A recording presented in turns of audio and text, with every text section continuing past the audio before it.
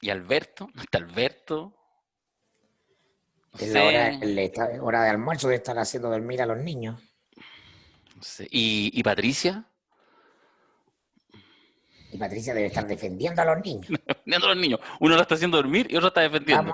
Vamos a preguntarle si está bien que Alberto ponga a sus niños en el podcast para tener más seguidores. Yo creo que eso es ilegal.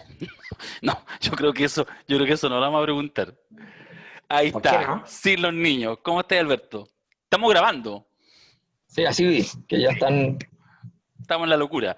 Oye, nos preguntábamos por Alberto, y Alberto está haciendo dormir a los niños. Nos preguntábamos por Patricia, y Patricia está defendiendo a los niños, pero ninguno estaba acá, por lo menos ahora llegó Alberto. Oye, al No, pero los final, niños. ¿quién quedó de llamar a Patricia Muñoz? Yo entendí que fue Mirko, pero Mirko pensaba que era yo, no sé. Yo No, yo entendí solo, que ella iba a venir nomás, que no había que Que hacer llegara. nada. claro, yo solo estoy en contacto por interno con Isquia. Lo lamento, Darío. Y sigue festinando. Qué vergüenza. Oye, ya.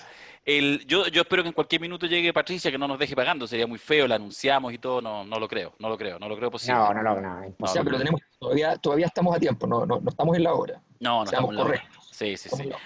Oye, una cosa muy, muy breve.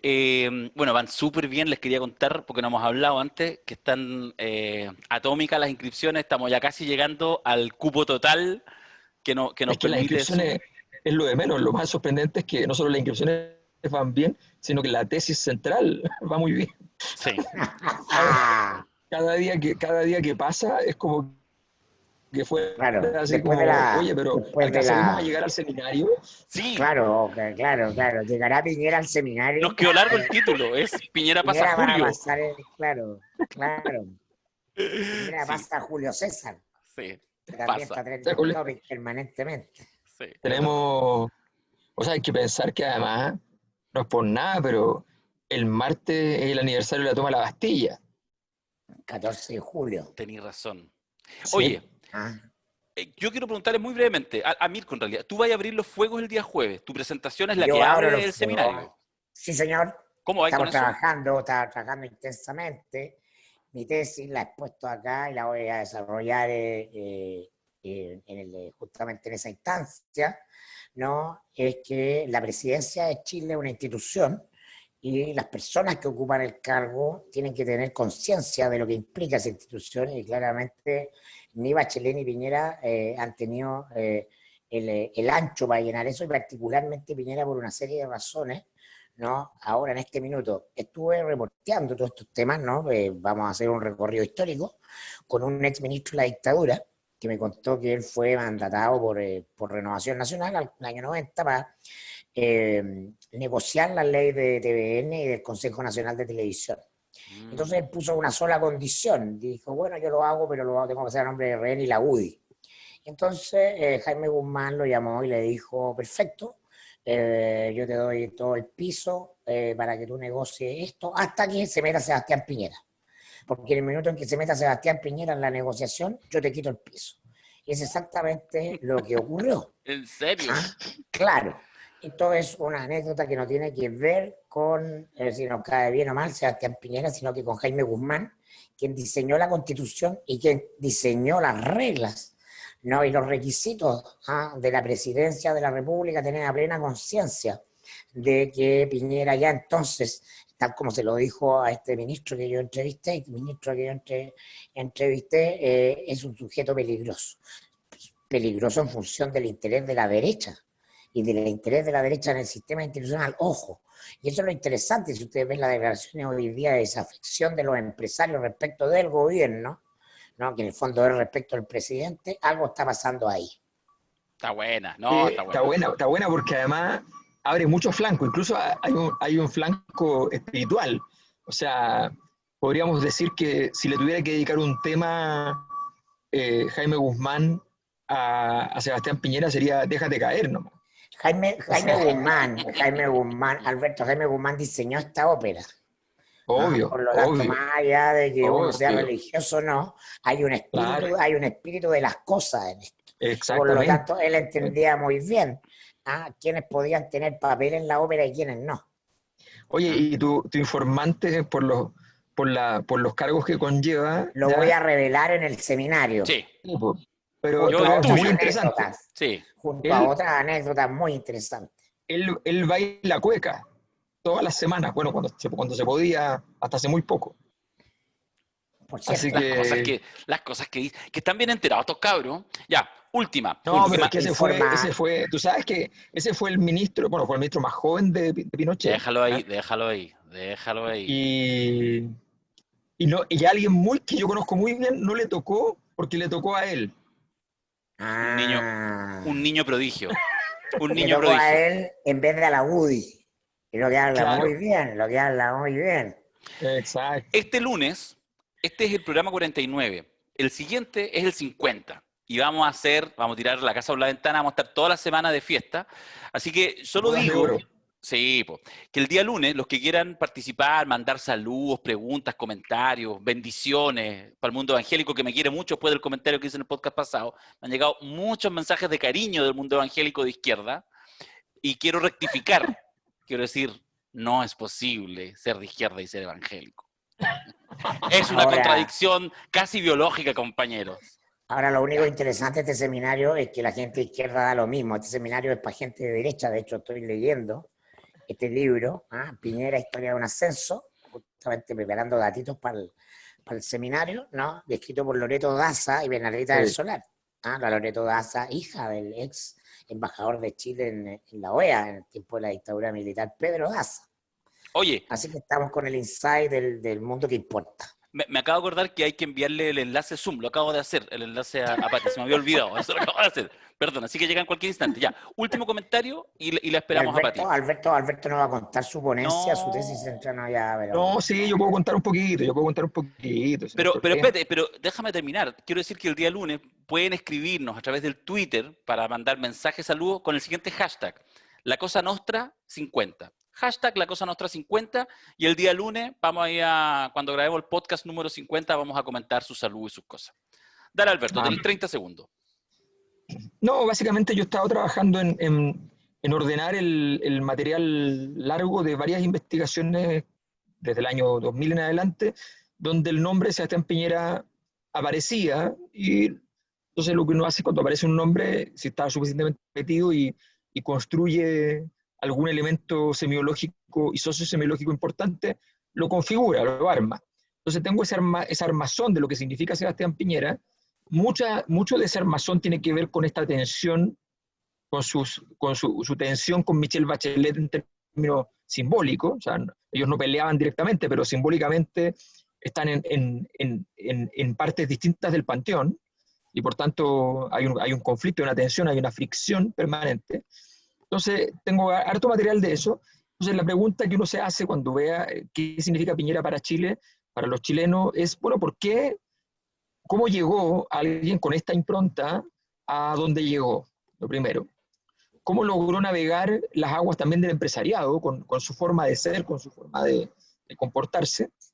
Y en tercer lugar, ¿por qué solo Sebastián Piñera es capaz de producir los niveles de Richter en su propia contra que él puede producir? Porque el 2011 ya produjo un 8.8 social y ahora se manda un 10, y es sorprendente. Viene Pati. Viene El Mirko va el jueves, Alberto va el viernes, yo voy el sábado. Se van a sorprender. Ya, vamos con Pati. Se dejó cerrando. Claro, se dejó a Ale Matus y Darío Quiroga, no, claro. Escuchan un pito, es que estoy tratando de que mi perrita no ladre y Ya. solo suena el pito, digamos. Mira, aquí Vamos, estamos acostumbrados a los ruidos. No te denunciaremos por maltrato animal, no te preocupes. Ya, estupendo. Oye, bueno, a mí se me había olvidado, yo decía que te estábamos esperando hace un rato, partimos hace como 5 minutos conversando, ¿Ya? Patricia, pero se me había olvidado enviarte el enlace Zoom. Sí, Entonces, pues, un pequeño detalle. ¿por qué no ha llegado la Pati? ¿Por qué no ha llegado? Hay que enviarle el enlace. Sí, son las Era como elemental, si Era no, como elemental. difícil poder sumar. Es que nosotros somos unos niños, entonces Ya. se nos olvidan esas cosas, esos detalles. Esos Aunque locos los bajitos. niños no son tan olvidadizos. Te la dejé en dos botes, te la dejé en dos botes. Sí, lo que no hay que hacer en este podcast, en el de hoy día, es utilizar metáforas de niños para decir Sí. que uno es como tonto, ingenuo y todo. Exacto, sí. Porque ¿Cómo ahí estás? si no voy a tener que retarlos y mala onda. No hay que la idea es cometer no, ¿cachai? los errores de Carlos Peña. Por ejemplo, sí. Sí, no hay que Que cometer yo ese Por error. ejemplo. todavía sé que hay mucha gente que lee mucho a ese señor, yo no estoy entre ellas, la verdad. Su soberbia me supera. ¡Entró al Entramos tiro! al Ya tuvimos tiro. sangre. Ahí está la cuña, primera cuña. Primera Oye, cuña. Patricia, No, pero con respeto a su capacidad, pero con la respeto, eso soberbia a sí. mí me genera distancia. Chuta, ya, vamos a ver cómo qué pasa en este podcast. Oye, Bueno, este es un momento sí, para para regular. modularse. Sí. Oye, Patricia, de verdad, agradecerte, Caleta, que estés aquí con nosotros. Eh, yo te comentaba que, no, que el tema de la contingencia no está en lo nuestro, pero igual hay un tema que ha sido heavy con el tema del veto presidencial, Mm. ¿cierto? A esta ley, no me acuerdo cómo se llama, pero en el fondo de garantías. Y hay una cosa, como primer tema para abrir la cancha, que llama mucho la atención y es como, yo lo ubico en el pensamiento más de derecha, pero imagino que hay un cierto conservadurismo que es transversal a las posiciones políticas explícitas, que es esta lógica de entender que los niños, esos locos bajitos, son sujetos que hay que cuidar, que hay que proteger, pero no son sujetos de derecho. Y hay una cosa que es más profunda. ¿Cómo ha sido para ti además todo el tema este del veto presidencial de esta ley? O sea, yo creo que el punto que tú tocas es sumamente relevante, es cierto, además desafortunadamente, porque la lógica adultocentrista es bien transversal y no necesariamente conoce o reconoce lados políticos, ¿no? Eso tiene que ver además con cosas religiosas, o sea, como que se tiñe de muchos otros ámbitos. Y es lo que más dificulta avanzar en materia de reconocimiento de derechos de niños, niñas y adolescentes, porque desafortunadamente lo que hacen quienes propugnan este tipo de cosas es fortalecer una cosa que no se relaciona con la realidad, que es poner en oposición a los derechos de los niños, los deberes y derechos de los padres. Situación que, por cierto, no es así, que ni siquiera la Convención de los Derechos del Niño, que es este tratado internacional que nosotros ratificamos en el 90, lo pone como opositores, muy por el contrario. De hecho, la misma convención dice que hay que considerar y los estados deberán respetar el derecho y deber de los padres preferente a ejercer el cuidado, pero que estos padres tienen que tener en consideración la edad, el desarrollo y la madurez de los hijos, porque obviamente los niños no son cosas, son personas, y entonces todos fuimos niños en algún momento y todos somos conscientes ya en la adultez de que evidentemente las posibilidades y capacidades de decisión, de opinión que teníamos difieren entre los 5 años y los 15 años, por ejemplo, ¿no? Claro, Entonces, no en el acá, caso de Darío, pero en general en el bueno, resto de las personas sí. ya, puede que haya ciertas excepciones, ¿no es cierto? Claro. Pero en ese sentido, lo importante es que esto no es una pelea, la autonomía progresiva, que es como el gran tema, ¿no es cierto?, que genera estas inquietudes, no es, no es contrario al derecho de los padres, muy al revés, es absolutamente integrando este derecho de los padres y haciendo que precisamente en los contextos familiares los niños, niñas y adolescentes sean comprendidos de una manera distinta, integrados y por lo tanto no en esta lógica de solo objetos de protección. Y desde ahí es que nos parece, para responder a tu pregunta, muy lamentable el veto presidencial. Honestamente, yo pensé que íbamos a lograr que no se vetara, porque este es un servicio de protección especializada, o sea, es el que viene a reemplazar al CENAME en lo que dice relación con niños vulnerados en sus derechos. Y lo que se había logrado, siendo un proyecto que para nosotros como Defensoría de la Niñez es bien cuestionable, porque no es una reforma estructural como nosotros hubiésemos esperado, se logró con la comisión mixta esta inclusión de una norma transitoria que hacía depender la vigencia de ese servicio de que se aprobara la otra ley, que es la ley de garantía. Y que es una ley que es imprescindible, que es urgente hace muchos años en nuestro país, pero que finalmente políticamente no ha surgido, y esto es más transversal que la sola derecha. Y desde ahí está el desafío, pues está el desafío de ver qué pasa con el veto. Se ha anunciado que se va a pedir la inadmisibilidad por algunos parlamentarios porque creen que excede las atribuciones que tiene el presidente al vetar. Y si no es así, ver si es que se aprueba o no. Pero en definitiva lo que a nosotros más nos preocupa es que sin la ley de garantía el servicio no tiene una orientación clara desde los derechos que son reconocidos por el país en relación con niños, niñas y adolescentes. Y por otro tema, que es más preocupante, que acá lo que no se entiende es que lo que tenemos que potenciar es la posibilidad de que se promuevan los derechos de los niños y que los niños no sean vulnerados en sus derechos. O sea, poner los huevos en la canasta, que es la prevención, no poner los huevos en los servicios que atienden a niños ya vulnerados, porque ahí ya estás en una situación en que al niño ya se le afectaron sus derechos y ya tienes que entrar en tratar de reparar el daño que esa vulneración causó. Entonces, hay que trabajar en la parte previa, que es lo que da la ley de garantía con una estructura institucional distinta. Así que hay que seguir dando la pelea y esperando que las cosas prosperen de mejor manera.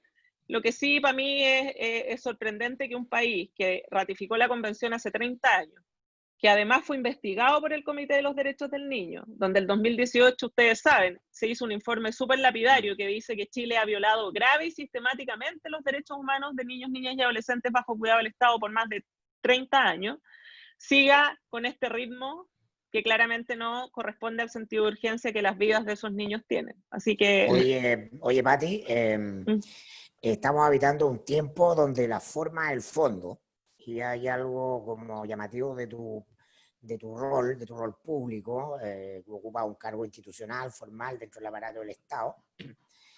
Sin embargo, tu comportamiento es de ciudadana, opinas en redes sociales de todo, criticas lo que no te parece bien, actúas con una libertad extraña al corset natural que le ponen estos cargos, por lo menos en la tradición chilena, no conozco otras de otros países, no a lo que se llaman las autoridades, cosa de ver cómo se comportan los fiscales, un mundo al que tú vienes, ¿no? Etcétera. Entonces, ¿cómo te sientes en eso? ¿Cómo tú te sientes irrumpiendo, corriendo el cerco, cambiando esa forma que también es fondo, te juega en contra? Decir lo que se te ocurre de lo que sea como ciudadana? ¿Qué te ha pasado con eso?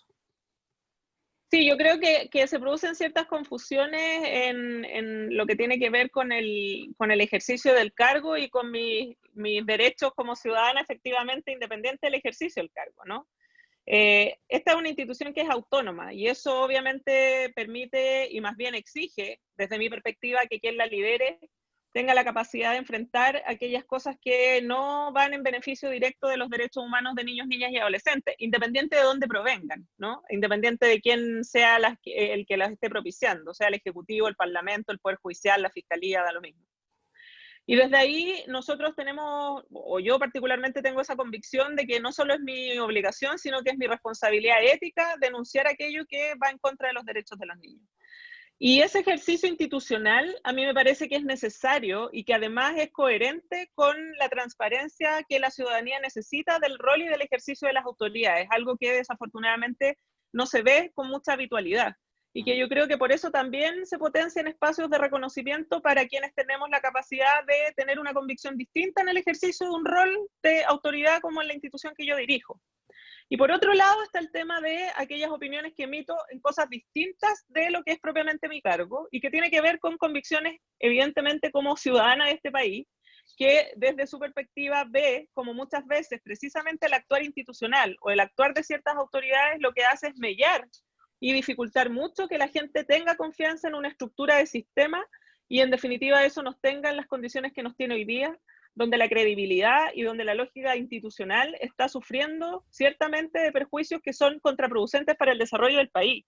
Y en ese sentido yo también creo que uno no puede vedarse la posibilidad de tratar de contribuir desde esa perspectiva, con opiniones que son sustentadas también en la experticia, en la experiencia y en el conocimiento de la realidad que veo día a día también en el ejercicio de este cargo, puedan hacer que las visiones sean distintas, porque honestamente yo siento que la desconexión entre la realidad que vive la ciudadana, la persona que está en la casa, en su población, con lo que se está definiendo y con las acciones que están definiéndose, ciertamente es muy sideral y eso también impacta muy negativamente en el desarrollo de los niños, niñas y adolescentes. Entonces también de alguna manera tiene una relación directa con la labor que nosotros hacemos. Obviamente tiene costo, o sea, olvídate, yo tengo barras bravas, como dijo la Ale Matu el otro día, que las barras bravas están on fire con ella. Bueno, yo también tengo mis barras bravas ahí que me siguen, digamos, ¿no? En todo lo que tiene que ver con el ámbito del conservadurismo relacionado con este intento de confundir la autonomía progresiva y decir que los papás son como que se vienen a violentar por eso.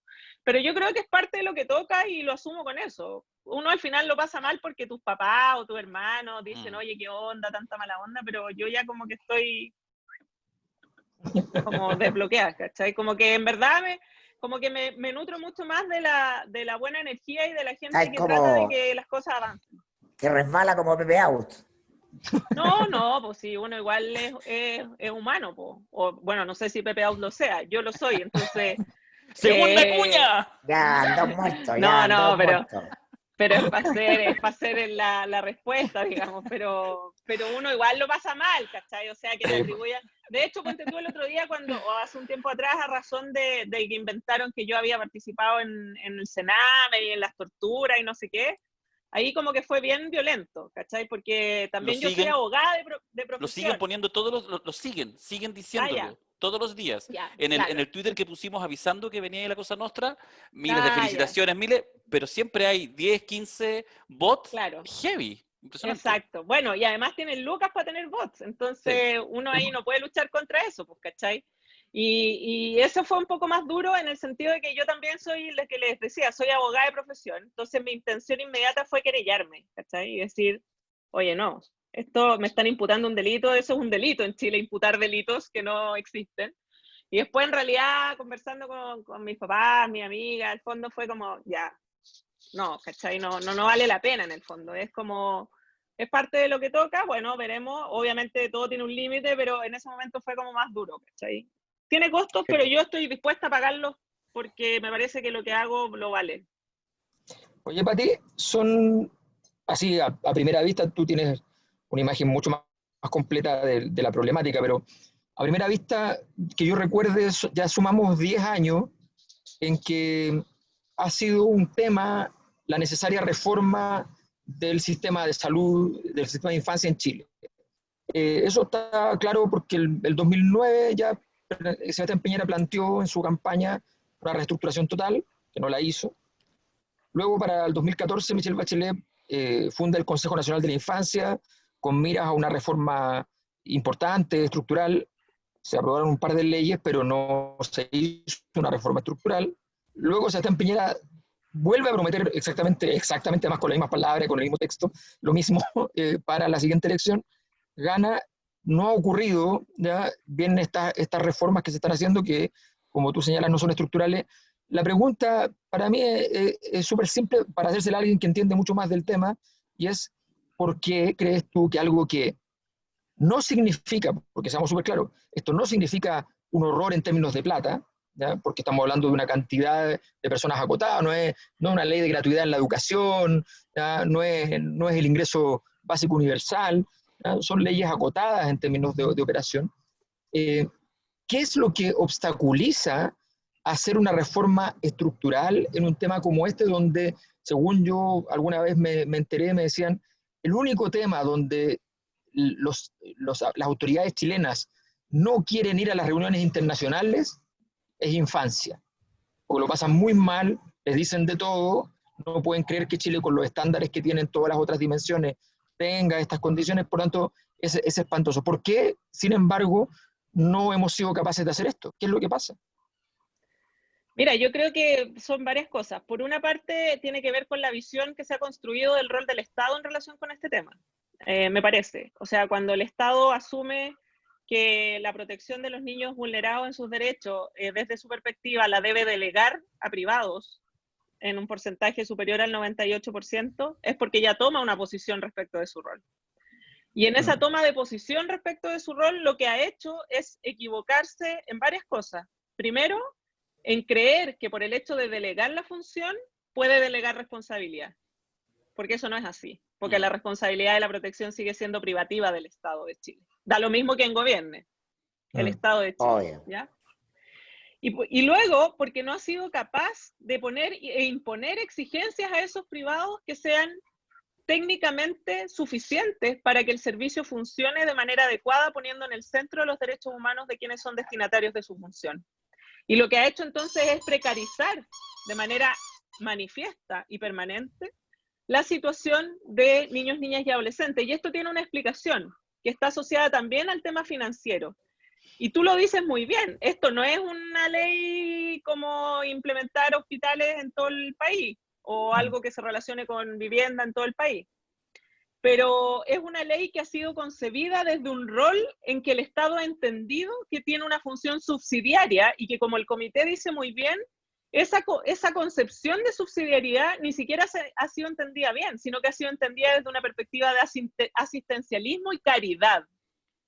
Por lo tanto, ve a estos niños como sujetos de favores y de que, bueno, veamos cómo logramos satisfacer sus necesidades. No nos olvidemos que acá partimos con esta lógica de las residencias en un estilo de démosles techo y comida, más no entendiendo que esos niños tienen los mismos derechos que los hijos de ustedes o los hijos de cualquier persona en este país a desarrollarse integralmente en la educación, a tener acceso a la salud, que por cierto, en los ámbitos de niños no institucionalizados también son deficientes, ¿no? Y por eso es que para nosotros la ley de garantía es tan fundamental. Pero en estos casos es aún más crítico. Entonces, cuando tú construyes esa lógica, donde te miras como Estado y dices, ya no, lo voy a encargar a privado, y me desentiendo de la responsabilidad en términos concretos, porque una cosa es que en lo formal me digan que el Sename fiscaliza, sí, eso lo dice la ley, pero en lo concreto yo visito las residencias y sigo viendo que los niños no están como deben estar. Entonces, acá lo que necesitamos es que lo que dice la ley sea el correlato en la realidad para las vidas de las personas. Y eso es lo que muchas veces no pasa, ¿no? En la Constitución, en las leyes, en fin. Entonces, tienes esa definición del Estado. Luego tienes la incapacidad de exigir estándares técnicos mínimos, de remunerar eso considerando esos estándares técnicos. Y además asumes este rol de subsidio, que es una lógica caritativa. Entonces, falta voluntad política. Y esa voluntad política ha faltado de manera transversal. Y aquí nadie puede ponerse la corona para decir, yo lo dije, nadie me ha pescado, porque acá Moro y Cristiano llevan 30 años entre las idas y vueltas de los espacios de poder y resulta que, en concreto, seguimos con las mismas situaciones y los niños en las mismas condiciones o en condiciones un poco mejor, pero no suficientes para satisfacer su desarrollo integral y armonioso. O sea, lo de los niños primero era una mentira más nomás. O sea, yo siempre lo he dicho, los niños primero es un eslogan súper potente, pero si no tiene correlato en la realidad, a mí me parece que es un despropósito y que además constituye una falacia que en el fondo no es capaz de ser observada de manera real por la ciudadanía. Cuando yo, por ejemplo, me llaman hace 2 días atrás porque hay un niño de 4 años con discapacidad múltiple en un hospital, que resulta que su mamá no lo puede acompañar porque no la dejan entrar, y yo me contacto con el Ministerio de Salud para pedir que dejen entrar a la mamá porque es el compromiso que el ministro París ha adquirido en relación con el acompañamiento, y resulta que han pasado 2 días y todavía eso no se concreta, vemos que el eslogan no tiene aplicación en la realidad. Entonces, pongo un ejemplo y podría poner muchísimos más. Y acá lo que voy es que en el fondo todos queremos que ese eslogan "los niños primero" sea una realidad. Yo creo que nadie en este país quisiera lo contrario. El punto es que, más allá de los deseos, lo que necesitamos son acciones concretas para que eso en realidad tenga impacto efectivo en las vidas de este grupo especialmente vulnerable de la población. Hablando de eslóganes y de frases, me acordaba a propósito cuando tú decís que obviamente esto supera un gobierno de turno y que son 30 años pensando, digamos, haciéndole la carga al tiempo de la democracia, que uno de los eslóganes que salió con mucha fuerza pintado post-estallido en los muros del centro, donde hemos hecho algún trabajo de recolección, era el Sename colapsó antes que el metro. Tú lo debes haber visto, en muchas partes estaba rayado esto, y bueno, y eso nos lleva efectivamente a un malestar social, a un dolor, a una expresión de pus social que surge en esto, y con algunos que tienen la claridad de hacer esa conexión, que efectivamente es algo que venía muy mal, pero te hago este comentario para hacerte la siguiente pregunta, más allá del trabajo de Robin Hood, si vale la metáfora que tú estás haciendo. ¿Qué posibilidad real hay en el actual sistema político o en el futuro, con los cambios constituyentes, con lo que sea, que realmente la niñez sea un tema de verdad importante en la medida que los niños y niñas no votan, en que no pagan impuestos, o al menos no directamente, etcétera? O sea, ¿de verdad tú creís que haya una posibilidad, un horizonte razonable en un país como Chile de que la niñez pueda ser un tema que efectivamente se aborde integralmente, o en realidad todavía seguimos muy a la defensiva y tratando sencillamente de no perder por goleada? Mira, yo soy por esencia optimista y a pesar de que vivo bastante frustraciones en esta pega, yo creo que sí, y yo creo que estamos llegando a una instancia en que no hay posibilidad de vuelta atrás.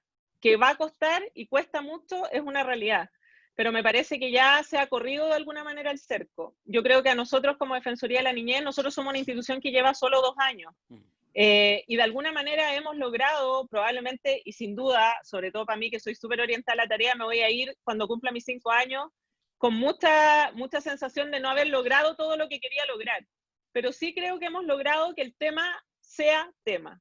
Y de alguna manera que yo esté en esta oportunidad con ustedes, y Cleo ladrando a distancia, como lo advertí, No hay problema. efectivamente tiene que ver con la posibilidad de que los niños, niñas y adolescentes aparezcan en el discurso. Y en definitiva, no solo aparezcan en el discurso, sino que también se vea la institución de la Defensoría de la Niñez como observando y además reclamando aquello que no se hace considerando a los niños, niñas y adolescentes. Entonces, en ese sentido, yo creo que esto también no solo tiene que ver con lo institucional, sino que también hay un llamado de atención a la sociedad, porque yo cuando vi ese mensaje, el Sename colapsó mucho antes que el metro, yo me preguntaba, ¿logramos tener una marcha de más de 2 millones de personas en la Plaza Italia por los niños que habían sufrido en el Sename? Y no. No.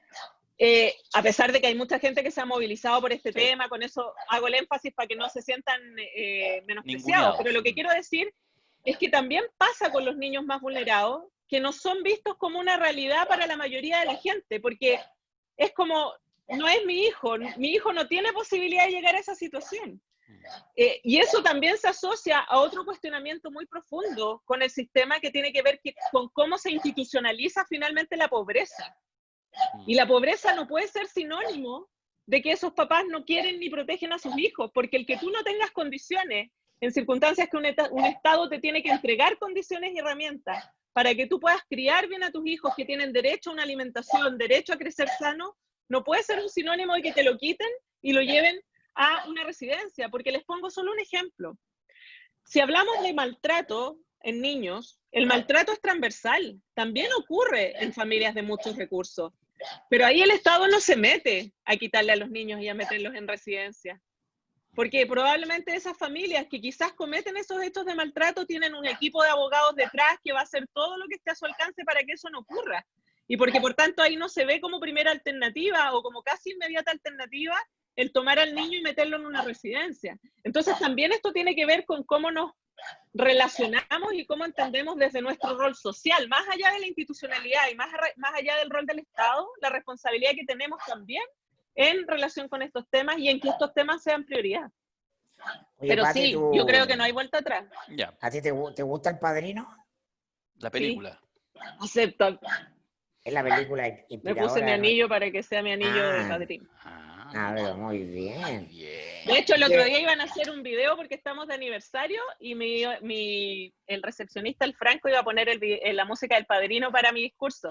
Y me escribe y me dice, jefa, pero me dijeron que quizás usted se iba a enojar. Y yo le dije, no, me parece extraordinario. Es una de las nuestras.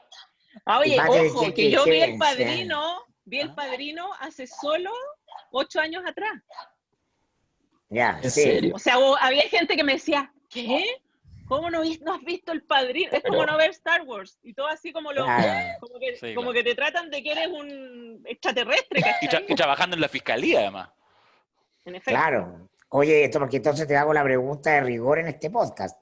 ¿Qué personaje del Padrino te gustaría hacer? Vito, obvio.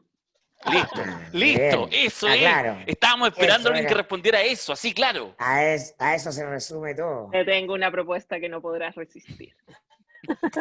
Ya, entonces tú abriste la puerta.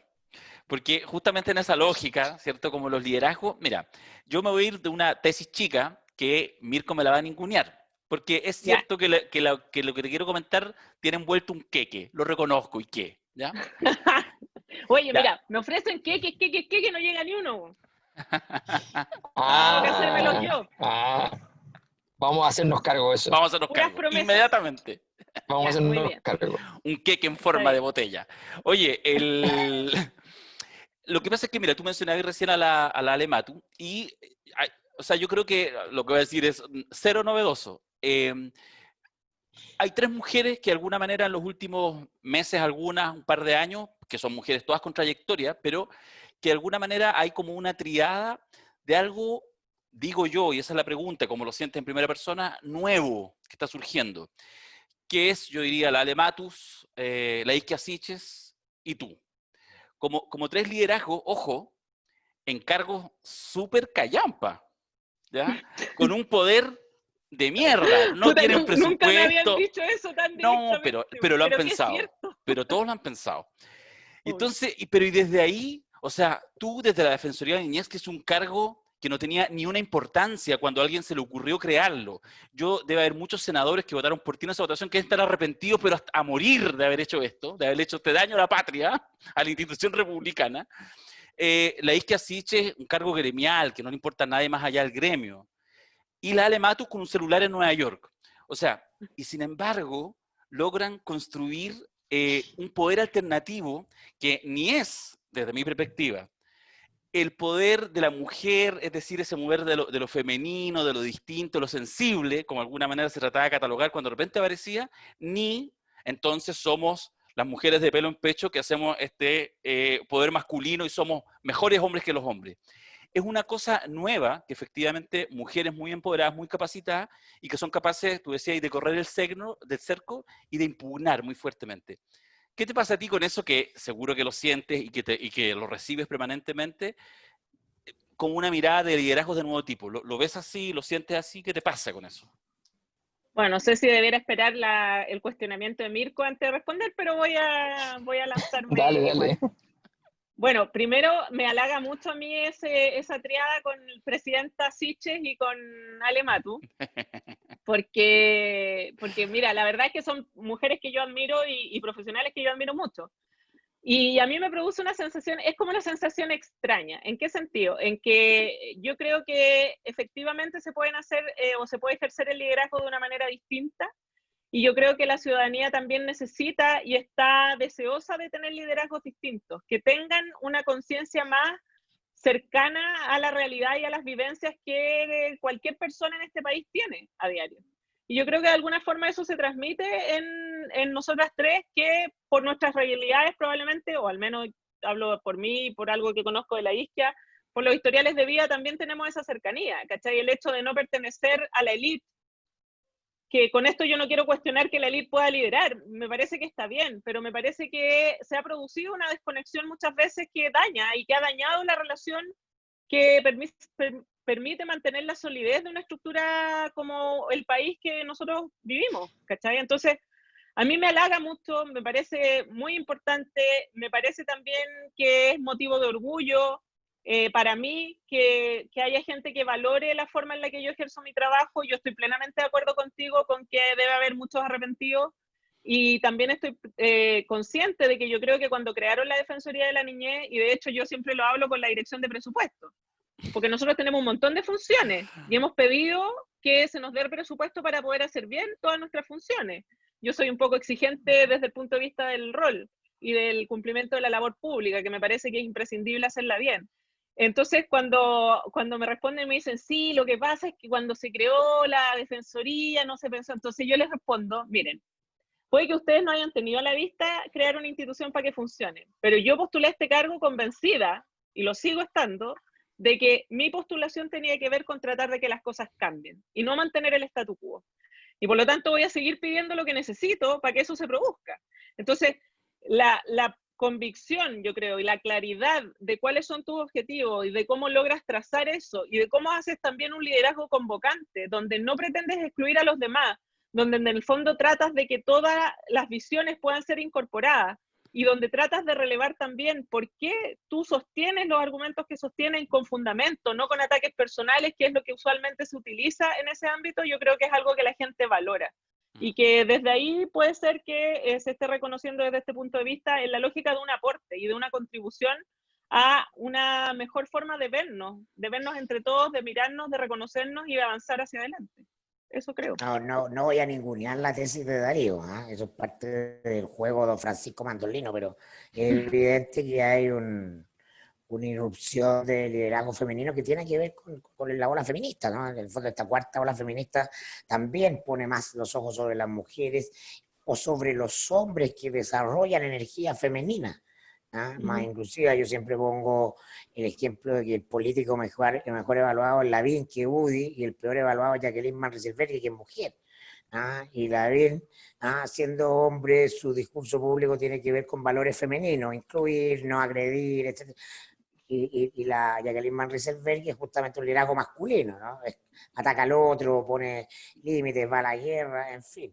Hay algo de eso. Pero mira, yo creo que ahí eso requiere un cierto análisis, porque en el fondo, claro, A mí me ha pasado también que cuando argumento o cuando, por ejemplo, se pone sobre la mesa algún tema y yo lo cuestiono, lo planteo, también se me ha dicho, es que eres muy dura. O sea, yo creo que también los estereotipos no favorecen, porque en el fondo, el que yo sea mujer no necesariamente implica que yo no pueda tener ni certeza, ni ser clara, ni ser meridianamente tajante en las afirmaciones, que respecto de un hombre muchas veces serían valoradas como es un seco, la lleva, pero la mujer es como no, en realidad es muy dura, y con esto no quiero decir que yo valore a la parlamentaria menos valorada, digamos, sino Es que lo que muerto. estoy diciendo es que desde ahí el ejercicio de liderazgo tiene que, yo creo, ser valorado de perspectivas que no tengan o no se tillan mucho por los estereotipos, ¿no? Y que contribuyan desde ese punto de vista a tener claro que quien lidera también tiene la necesidad de poner puntos sobre las IES y de marcar temas, ¿no? Oye, Porque si Pati, no, de sí. otra manera, creo que es Pati, difícil avanzar. vas a sacar el 10% de tu AFP, ¿o no? No. ¿Porque no lo requieres o porque estás en desacuerdo con la medida? ¿Saben qué me pasó con eso? Que yo de economía no sé nada, para ser bien honesta, y como de proceso y inversiones y todas esas cosas, porque además no tengo plata como para invertir, así que menos sé, digamos, pero desde ahí lo que me pasó con esto es que yo creo que el Estado no debió haber forzado. A ver, primero una declaración a la base, el sistema AFP tiene que cambiar porque ya es suficiente, o sea, es suficiente el abuso persistente de instituciones que claramente de seguridad social no tienen nada. Eso como primera declaración. Dicho eso, me parece que claramente el manejo de la pandemia en términos económicos del Estado ha sido absolutamente deficiente. Y esto es estar a cuentagota y, en definitiva, con un rumbo absolutamente perdido en términos de qué es lo que se ofrece, qué es lo que se negocia, con la capacidad de integrar y conversar en negociaciones que sean sólidas y que piensen en la gente. Partió mal desde el ofrecimiento de 65.000 pesos, porque yo no sé quién en su sano juicio y conectado con una vida real puede pensar que 65.000 pesos puede permitir a una persona que viva. Y desde ahí, Piñera piensa eso. Sí, claro. bueno, a eso voy, pero en el fondo lo que quiero decir es que con esa determinación, obviamente desde ahí ha generado un montón de situaciones que terminan forzando esta petición del retiro, que en definitiva igual tiene un impacto en las propias personas. Y ahí yo creo que el Estado falló una vez más, porque el Ejecutivo desde mi perspectiva era responsable de ofrecer algo que sea coherente con las necesidades que las personas están teniendo en este país y no hubiese obligado, más allá de la necesaria discusión y necesario cambio de las AFP, a recurrir a esto del retiro. Eso es lo que puedo plantear. Entonces me produce como sentimientos encontrados desde Sí. esa perspectiva. Oye, Patricia, una pregunta, nada que ver con todo lo que hemos hablado, pero tú tienes una experiencia que no sé si es muy usual en el mundo de los abogados, pero tú trabajaste en la fiscalía, hasta donde he leído, no sé más que eso, eh, conociendo bien la impronta de trabajo tanto de Sabas Chaguán como de Jorge Abbott, que son dos personajes que son súper interesantes de entender en términos de la gestión, de la toma de decisiones, de qué hace una fiscalía nacional, de cómo se manejan los casos difíciles, en fin. ¿Tú qué podrías decir que diferencia la gestión de ambos? Mira, yo creo que la gestión del fiscal Chaguán fue una gestión que vino después de una gestión muy estricta de Piedrabuena. Y por lo tanto se miró como una cierta balanza en que la estrictez del fiscal Piedrabuena se relajaba de alguna manera con la forma de ser del fiscal Chaguán. Lo que no tiene que ver con la incidencia técnica, que no es una cosa, sino que me estoy refiriendo a que eso en el fondo también descomprimió de alguna manera la relación y la interacción entre los fiscales y la Fiscalía Nacional y el fiscal nacional y sus equipos a nivel nacional. Y me parece que eso fue favorable. Pero creo que el fiscal Abbott, por su parte, tiene eso mucho más potenciado en términos de cercanía con los equipos de trabajo. O sea, él es una persona que es muy querida al interior de la Fiscalía por los distintos equipos, porque lo han conocido en distintas facetas también de su rol institucional. Lo que sí creo es que el fiscal Chaguán destacó, particularmente al final de su periodo, por asumir personalmente la tramitación de casos y desde ahí tratar de delinear una lógica de persecución, particularmente respecto de grupos poderosos, que es necesario que empecemos a perseguir cuando cometen delito y que no solo los persigamos, sino que además los tribunales los sancionen y los sanciones con penas que sean proporcionadas al daño que ocasionan. Don Jorge no ha tomado esa posición, pero sí ha generado, por ejemplo, otras acciones que han tenido que ver con relevar todo lo que se relaciona con el ejercicio de una política criminal que oriente y guíe el camino institucional, cosa que el fiscal Chaguán no hizo.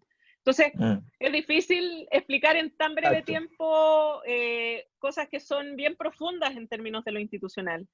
Lo que sí te puedo decir es que yo creo que la Fiscalía, en el periodo que venga, necesita ajustes importantes en términos de la forma en la que se está ejerciendo el trabajo. Porque muchos de los lineamientos que salen de la Nacional no están siendo aplicados hoy día de manera rigurosa por los fiscales. Se está empezando a burocratizar la labor del Ministerio Público, manguitas y, yo siempre, bueno, para los que somos más de más edad, Hermosilla y Quintanilla con las manguitas poniendo timbre. Todo el rato. No, es que esto lo digo en mi equipo de trabajo y es como que me miran así, Hermosilla. Entonces aquí me siento en confianza. Sí, acá, claro, son grandes ídolos. Ya, se entiende. Grande, Espero que los del ídolo. podcast entiendan Hermosilla y Quintanilla, pero es como la manguita, Puro ¿no es fejete. cierto? El típico funcionario público poniendo timbre, ya. Y eso a mí me parece que es no solo grave, sino que no se relaciona con un estándar de debida diligencia que debe cumplir una institución fundamental de un Estado democrático de derecho. Entonces, hay que apretar clavija y creo que la persona que llegue tiene que tener esa capacidad para hacerlo. Acabo de estar viendo en las noticias como un fiscal de Yapel, de Pichilemu, no me acuerdo qué comuna, pasó a control de detención a una mujer víctima de violación que había salido a denunciar la violación.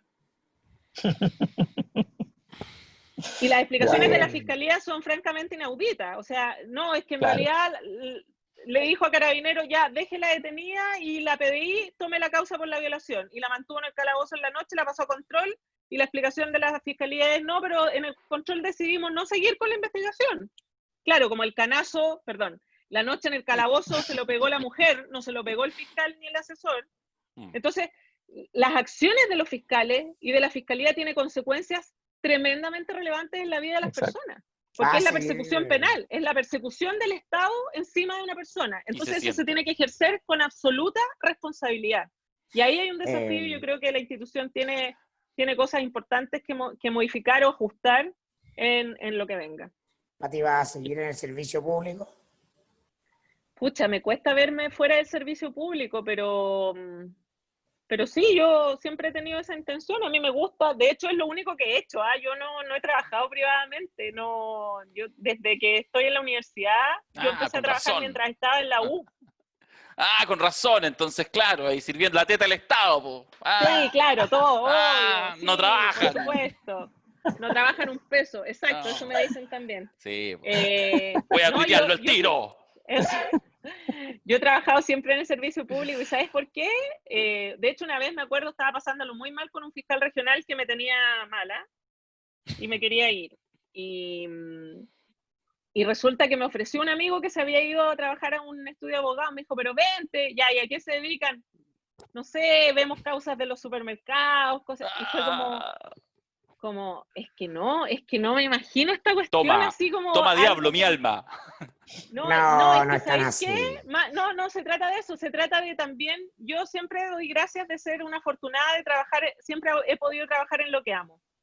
Yo creo que no mucha gente tiene esa posibilidad de levantarse todos los días convencida de que el trabajo, el esfuerzo y el ñeque que le pone a lo que hace puede tener cambio, puede implicar cambio en la vida de otras personas, cambios positivos, ¿cachai? Entonces el mundo privado también lo hace, si yo no estoy diciendo que no, pero encuentro que en el servicio público eso está la base, ¿cachai? Entonces es como que desde ahí obviamente está esa intención, pero mira, no sé, si sale Kast probablemente me relegue a la Antártica, bueno, así que voy a tener que dedicarme a... Y nosotros vamos a transmitir este podcast desde la clandestinidad, así que no te preocupes. Ya, viste, me llevan por último ahí donde estoy en clandestino. Darío Quiroga se va al monte, que es su sueño. Compañero. Sí. No, yo creo que a Ahora, mí me va a mandar así a la Unión Soviética, una cuestión así. Van a volver a crearla para mandarnos. Exacto. solo para él. Solo para él. Solo para yo mí. yo negociaría una embajada. Siempre hay un espacio para negociar. Este es capaz. Bueno, en ese caso yo pediría Polonia para ir a donde son mis ancestros, ¿viste? Sí, pero bueno, los tiene polacos. ancestros Que de polaca, polacos. oye, de polaca lo único que tengo es la tosudez, porque no saqué ni la nariz respingada, ni los ojos azules. No, y eso sí que están. Nada que hacer. Eso sí que son un poquito conservadores. Pero podemos ir a liberar al pueblo polaco. Eso sí. Sí, pues. Ahí. Sí, pues. Ya, Patricia, oye, puf, Muchas gracias. qué grande, qué grande. Y tu perrito Superinteresante. se portó bastante bien. ¿Mm? Oye, no, sí, Súper menos mal interesante. que se cayó. Ahora se echó Sí al lo lado es. cuando estamos terminando. está bien. En fin, Lo siempre me es. hace lo mismo. No, pero mira, la Cleo, ¿sabéis cuándo me Cleo ladra? es. Cuando estoy en las sesiones del Congreso.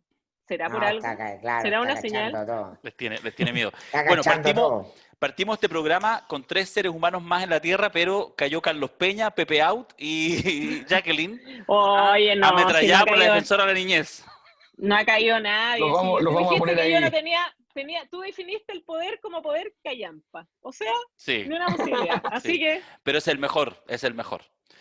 Ya, Patricia, muchas gracias. Muchas Chiquillos, gracias. nos vemos. Pasaste, Gracias por oye, todo. se gracias. pasaron. Gracias. Chao. Muy Nos vemos. bien, Chao, chao, chao. Que chao. estés bien.